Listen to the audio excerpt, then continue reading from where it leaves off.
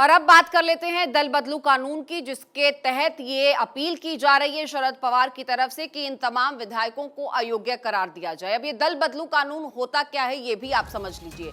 विधानसभा में एनसीपी के 53 विधायक हैं और अजीत के पास 2/3 विधायक होना जरूरी है। 36 विधायक अजीत पवार के पास होने चाहिए। 2/3 बहुमत होने पर वर्टिकल स्प्लिट होता है। सांसद, विधायक, कार्यकर्ताओं में फूट है। चुनाव आयोग बड़े खेमे को मान्यता देता है। ऐसे में एकनाथ शिंदे इस मामले में बड़े खेमे को मान्यता देंगे। तो देखिए, ये तमाम चीजें आपको समझा रहे हैं। महाराष्ट्र लोकसभा चुनाव 2019 का भी गणित अब आप समझ लीजिए। बीजेपी के पास 23 सीटें हैं, शिवसेना के पास 18 और एनसीपी के पास 5 है, कांग्रेस के पास 1 सीट है, एआईएमआईएम के खाते में 1 सीट है और कुल सीटें हैं 48। ऐसे में शरद पवार के सामने बड़ी चुनौतियां क्या हैं ये भी आपको समझ लेना चाहिए, क्योंकि महाराष्ट्र का ये जो सियासी संकट है इसकी चर्चा इस वक्त पूरे देश में हो रही है, क्योंकि 2024 के लिहाज से इसे देखा जा रहा है। विपक्ष को एकजुट करने की जिम्मेदारी शरद पवार के सर थी।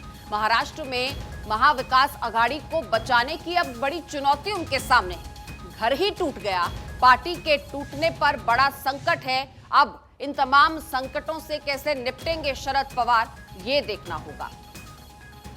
तो विपक्ष को एकजुट करने की जिम्मेदारी थी शरद पवार के सर, लेकिन अपनी ही पार्टी को नहीं बचा पाए। अपनी ही पार्टी में इतनी बड़ी बगावत और ये टूट फिलहाल शरद पवार के लिए एक बड़ा चैलेंज बन गई है। जाहिर है कि अभी तो फिलहाल पार्टी सेल्फ क्लैरिफिकेशन मोड में रहेगी।